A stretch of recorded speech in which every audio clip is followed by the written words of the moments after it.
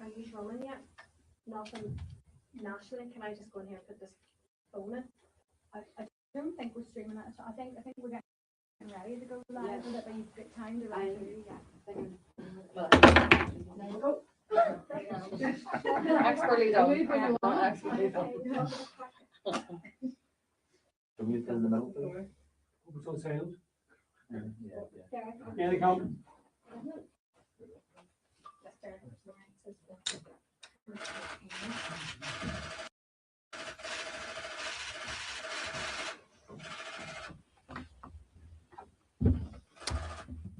Good morning. Thank you very much for coming. I wanted to be here first thing this morning to meet with the Chief Constable to obviously discuss the terrible disorder we saw on the streets of Northern Ireland last night, to express my best wishes to the two officers who were injured last night in seeking to protect the public. And of course, I want to express my thoughts once again to Mr. Ogilvie, who was the victim of this appalling attack, and to wish him all the very best. Nothing can justify the violence that we saw on the streets of Northern Ireland last night, with masked thugs trying to burn and intimidate people out of their homes. Those organising these protests claim they're doing so to protect communities. In fact, they're doing the very opposite. They are damaging communities and hurting people who are innocent and who have been terrified by what they have been through last night. It is utterly shameful, and it needs to stop.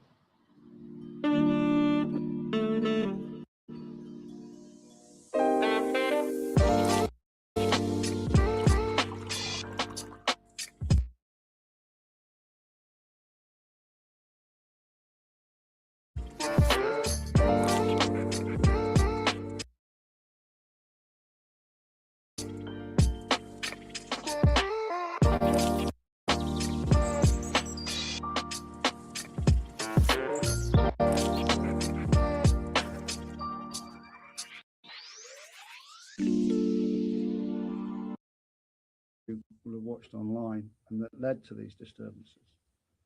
It was an insult to the members of the public who stepped forward courageously to stop that attack, and the police officers then arrived very quickly to arrest him. Please, please, please let the criminal justice process take its course. This morning at Belfast Magistrates Court, an individual faced the court charged in relation to what we saw online.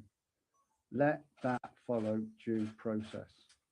And I appeal for everybody in Northern Ireland who may have any sense of people involved last night to take control of their actions.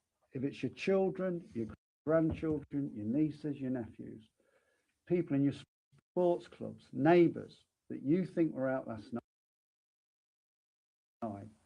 stop them from coming out today.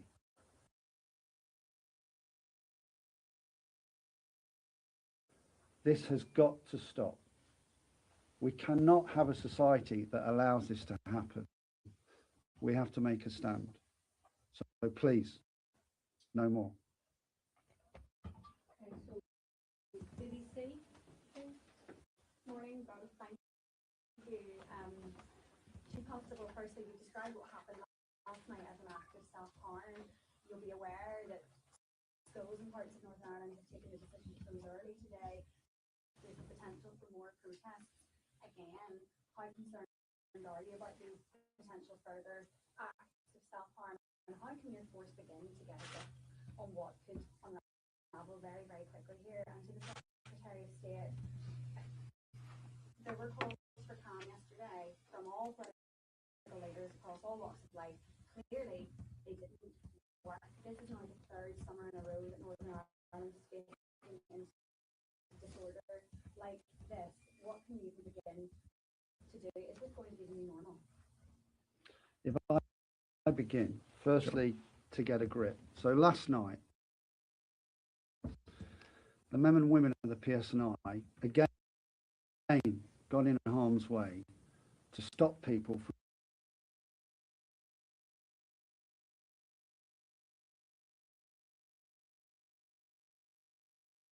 from being intimidated and assaulted by these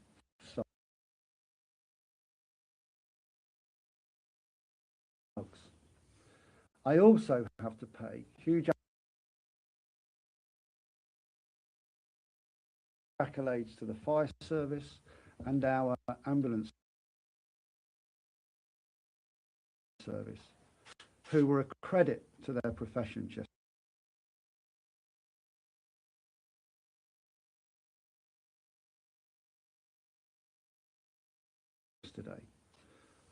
I'll remind everybody that last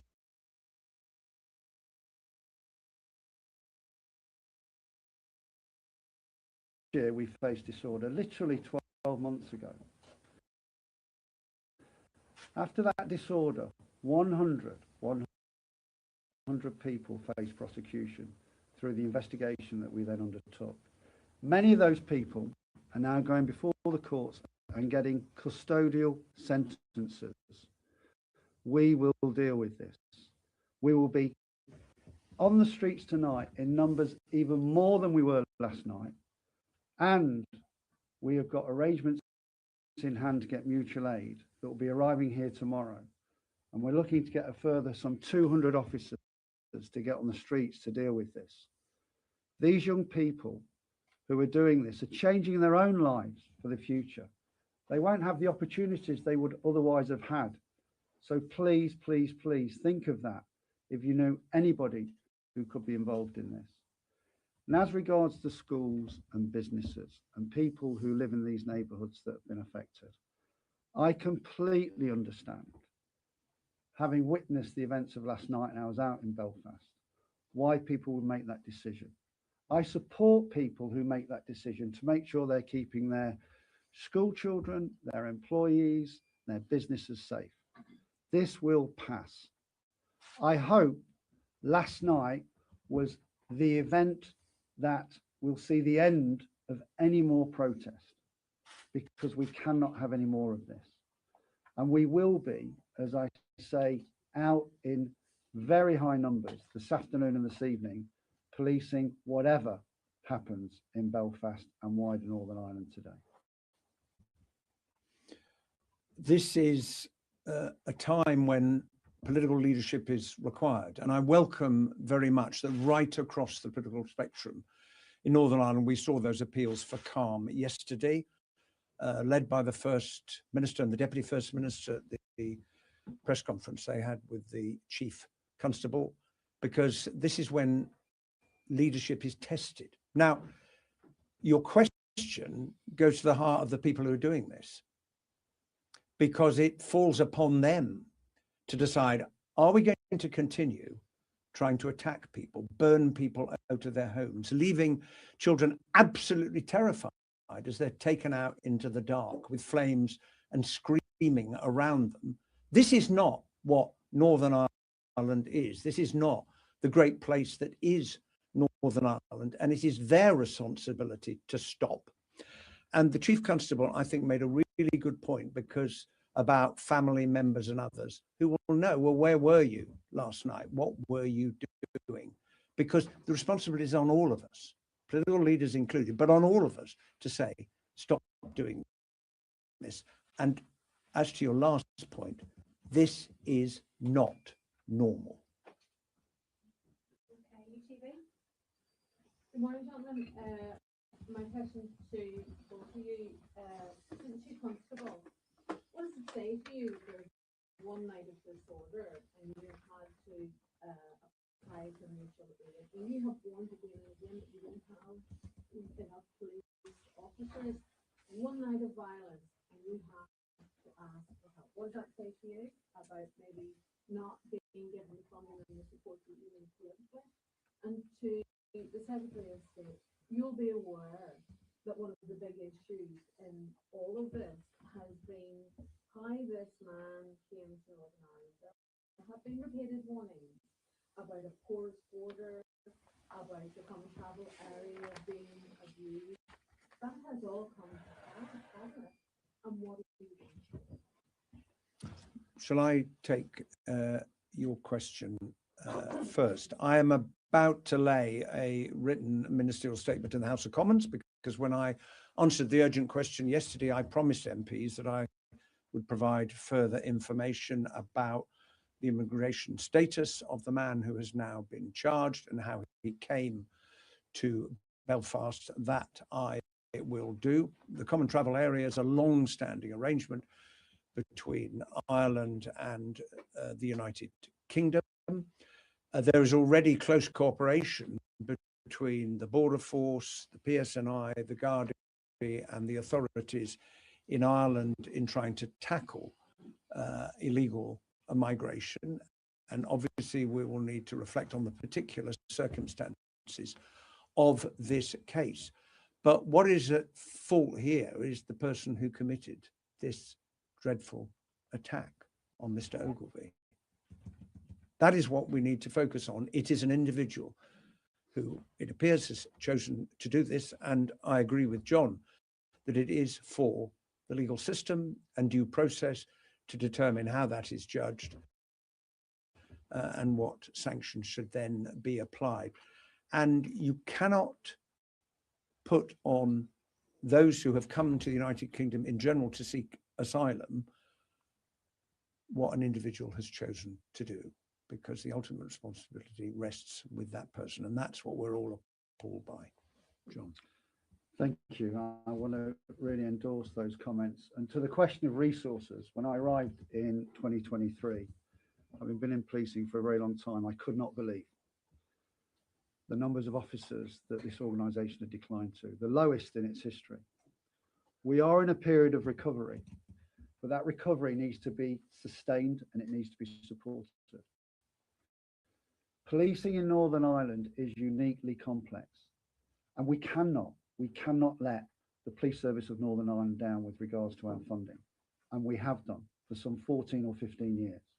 So between Westminster, the executive and this organisation, we need to come up with a plan to support the long-term sustainability so that we can deal with the very unique events that we face in Northern Ireland in a way that our communities deserve to keep them safe. You do not get the events of last night, thankfully, elsewhere in policing generally. It happens repeatedly here. There's questions to be asked about that. And we can't deal with these issues if we've not got those community officers in those communities that need our support, problem solving, understanding young people and changing the pathways for their lives. We have huge gaps. The officers out on the street last night and who will be out there tonight are from our crime teams. They're from investigations into terrorist cases. They're from our domestic abuse teams. This has to be the entire organisation coming together to deal with issues like this. And we will. And we will identify and prosecute those responsible. But the organisation deserves and needs to be supported. And wherever I am the Chief Constable of this organisation, I'll be making that very clear to everybody. Mr. Ben, just to follow up on the discussion there about the common travel area, we know that the suspect came from Dublin. How concerned are you seriously in light of the events of the last couple of days that the common travel area is open to exploitation? And you mentioned there, you used the word that you will need to reflect on this. What do you mean? That sounds like politician talk. What do you mean by that? If you wouldn't mind explaining. And Chief Constable, you called for calm yesterday, you called for calm yet again today. The protesters were not listening to you last night. What makes you think they're going to listen today? Well, to answer your question, the common travel area, as you know, is a long-standing arrangement which brings great benefit to the citizens of the Republic of Ireland and of the United Kingdom, and many people in Northern Ireland go across the non-existent border to go to work, to worship. When I said reflect, I'm talking about the circumstances of this particular case. I spoke briefly last night to Helen McEntee in Ireland about this, because, of course, people will be seeking more information about the precise movements of the individual, and my written statement sets out, when it is published, what we know from the suspect themselves about how they said that they arrived. But the common travel area is really important, but we have a job to try and enforce immigration law, and that is why there is already close cooperation between the authorities in the United Kingdom and Ireland in trying. Well, in this particular case, an individual has been accused of committing a very, very serious offence. The fault lies with the person who has been charged, and not with others who quite legitimately are able to come to countries across Europe and claim asylum. And if their case is justified, we have a long and honourable tradition in Britain providing shelter to those who are fleeing the most appalling circumstances. In some cases, not that dissimilar to the appalling circumstances we saw on the streets of Northern Ireland last night. So you're right. Yesterday, we got all the political leaders together. We got civic leaders together, and everybody called for calm after this awful, awful assault. And we asked for everybody to let due process take its course. I can tell you a lot of people did listen to that. And a lot of people who were going to go on the streets did not go on the streets.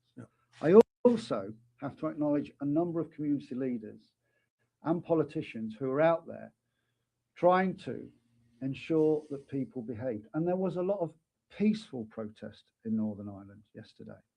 Lawful, sensible, proportionate, peaceful protest. I would ask for everybody, again, to step up to make sure that those that were involved last night look at what they did last night. Look at the damage it's caused to their futures. Think about the consequences for their families, their neighbourhoods, their communities.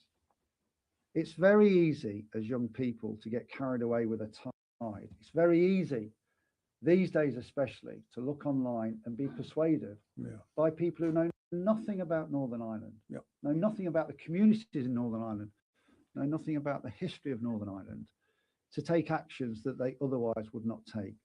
Stop looking at this nonsense. Stop listening to these idiots. We will be going after them for the incitement that they've been doing. Everybody, please think about what happened last night and the terror that you caused to innocent families. A young family with a 2-month-old baby being evacuated. Let's just think about the society we want to live in. Let's stop that. Let's stop it. You're going to follow up on people inciting online? Yes. Who are you talking about? I'm not talking about individuals in this press conference, but people will know who were online last night and inciting this behaviour. They will know what they were doing, and we will be going after them. I'm not talking about individuals. I'm talking about the people that we will be investigating, as we did last year, and we prosecuted those individuals successfully. And that will happen again. There are consequences to what people do that lead to the actions that we saw last night. And the police will ensure that those consequences are carried through. I promise you that. Yeah. For the Chief Constable, there was pressure in the wake of the attack in Southport and the subsequent riots that they should be releasing more information early. Yeah. There was, the police did put out a lot of information about the suspect in this case, yet we still saw the events that we saw last night. So moving forward, do you think that will still be the correct approach when it seems to have had little or no effect? And for the Secretary of State, there has been concerns raised about the common travel area, especially for people that have seen the video of that attack and its graphic nature. Questions are inevitably going to be asked here about the asylum vetting process and how someone could come to legally be here who has the proclivity to carry out that level of barbarity and that attack. So how are you going to sort of examine that process to make sure that it's fit for purpose?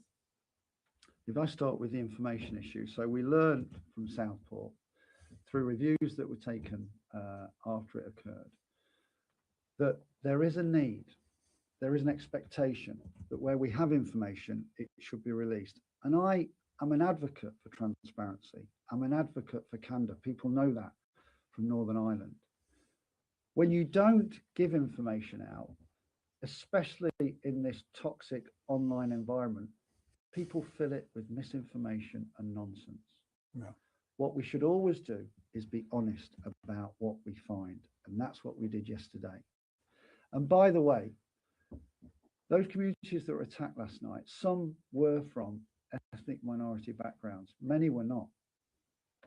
These idiots didn't just target ethnic minority groups. They just didn't target communities. They targeted Northern Ireland. They targeted society. We have got to stand up to this. We have got to stop this happening. And I just want to remind them of this. We now put the images out of those people involved in this disorder for everyone to see. So we identify them and we prosecute them. We then put their images out when we successfully convict them. Do you want your images out there to reflect the sort of behaviour that we saw last night? I suggest none of them would really want that. So let's stop it. And we will carry on being honest about what we find out in this investigation. That's good, sensible, trusted policing. To answer your question, well, the police, of course, in questioning the suspect, will be seeking to find out more about him and the circumstances. It doesn't necessarily follow that someone's previous history is going to enable you to know whether they might do something in the future. And therefore, it's very hard to see how you can operate a system in those circumstances which attempts to anticipate what somebody might do. And we don't know the full circumstances, but we saw the horrific consequences in the video, the horrific video that was shared online and which has caused such outrage and such public concern. And of course, we must reflect on the circumstances and we must continue to carry on with that strong cooperation between the UK authorities and the Irish authorities in seeking to deal with illegal migration across the common travel area. But the answer is not to say the common travel area is the problem. It has given great benefit to many, many people over a very long period of time, living in Northern Ireland, living in Ireland, living in the rest of the United Kingdom.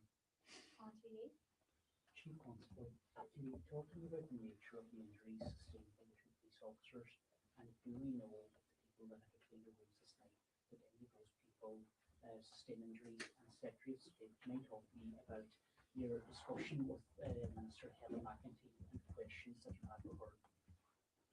So with regards to police officers, we had one officer who was injured yesterday whilst directing traffic away from one of the pockets of disorder, and he was hit with debris on the head. He's okay. The second officer suffered smoke inhalation when a petrol bomb exploded near him and went under his snoot and had to be taken to hospital. You might recall we had 97 police officers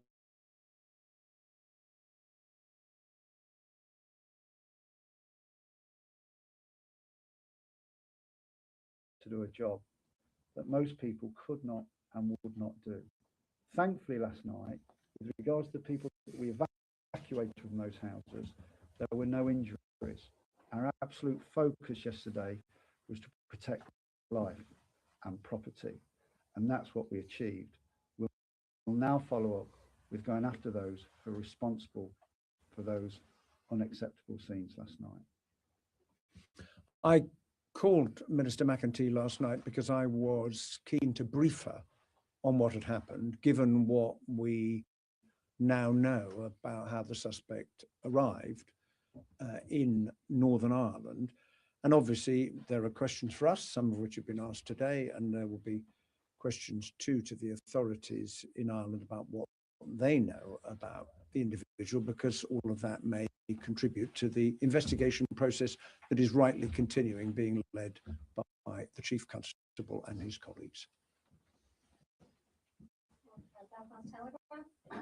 Chief Constable, can you tell me, we've seen scenes last night of people going door to door and attacking the homes of migrant families. Yeah. What can you do to reassure those people that they will be protected? And also, do you believe that there is any organisation involved, any paramilitary or criminal gangs organising, helping organise this violence? And Secretary Stick, can I also say, we're talking about people who have used online platforms to try and advertise these protests and bring people onto the streets. There's also some of your parliamentary colleagues that were involved in distributing some disinformation and misinformation. What would you say to those MPs who are not from Northern Ireland who are exploiting situations such as this? If I begin with the need to reassure our communities, Alison. So yesterday we had an online meeting with probably around about 140 community leaders. Last night, I think the last call I made to a community leader was at around about midnight. Okay. In the last couple of years, we've built up an incredibly trusting relationship with our ethnic minority communities.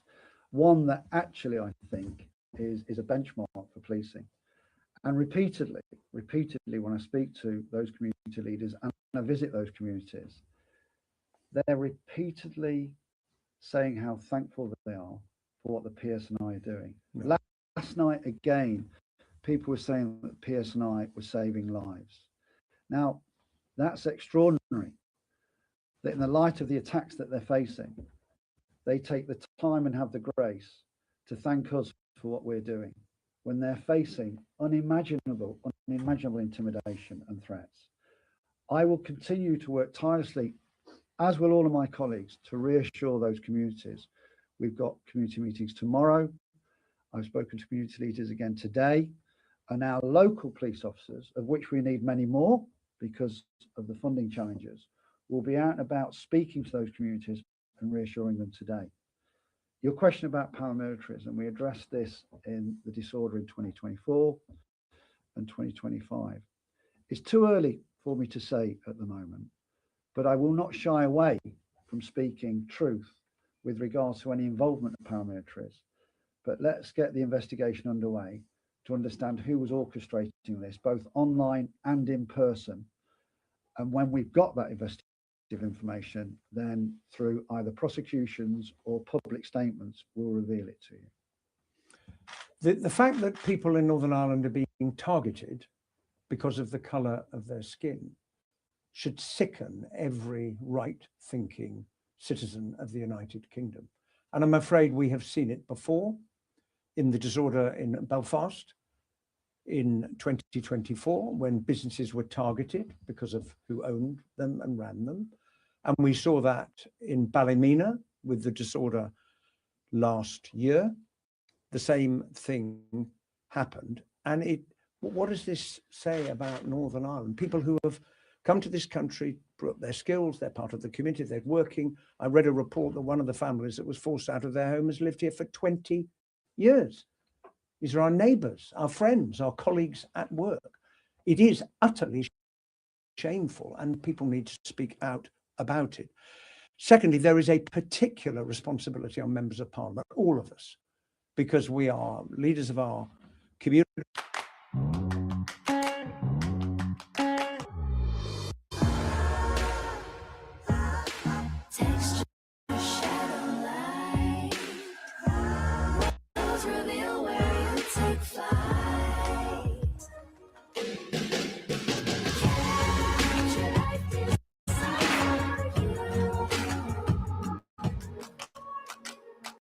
Motorola Edge 70 Pro and Pro Plus. Stunning inside out. Hello, Moto. Who have come from Sudan. There's probably a surgeon from Sudan operating on someone somewhere in the United Kingdom as we stand here this morning, saving somebody's life.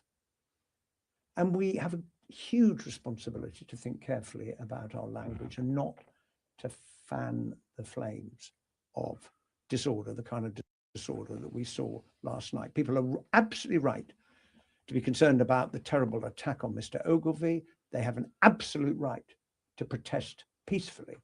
They have no right to do so much damage to their own communities in Northern Ireland. The Secretary of State, the Education Authority has said it's up to individual schools whether to close or not. Do you think that's the right approach after last night's arrest? As the Chief Constable, what are your plans? I know you touched on some of them, to address misinformation circulating online about the suspect or the investigation. And there are migrants who have told us that they've lost trust in the police after last night's arrest. What is your message to those who have lost trust in the service? I would say that it is obviously for individual schools to take those decisions, depending on the circumstances, how they judge them, what may have happened in their area last night, what may not have happened in their area last night, but of course to take account of any guidance that is given by the authorities, including what the Chief Constable said a moment ago. John. So your experience isn't my experience, and I'm out in those communities all the time, and they've literally all got my phone number. We've got an incredible strategic engagement team here. This organisation, for the numbers it's got, completely punches above its weight. We have reset our relationship with those communities in the past couple of years. So I would challenge what you said to me, and I want to remind you that, and it was in Ballymena last year that I met a family. In fact, there was a fire officer present who said, you need to know, in fact, the Secretary of State was there when we had this conversation. Your officers saved lives last night. Absolutely. And that's what these officers do day in, daily. And it's the wider emergency services. Northern Ireland, and I have to say for the people watching this press conference, is an incredible place. It's a place that people should invest in. It's a place people should visit. It's a place, by the way, that's one of the safest places in the United Kingdom. Just think about what we saw last night. But statistically around crime, it's one of the safest places to visit in the United Kingdom. We've got to get that back.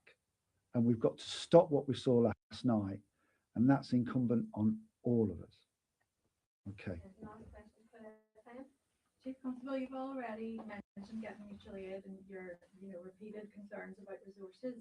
Can you confirm if PSNI officers have been put on mandatory overtime, how that works? And the Secretary of State, we saw posters on social media circulating last night, and Tony Robinson's comments as well, calling for protests in England.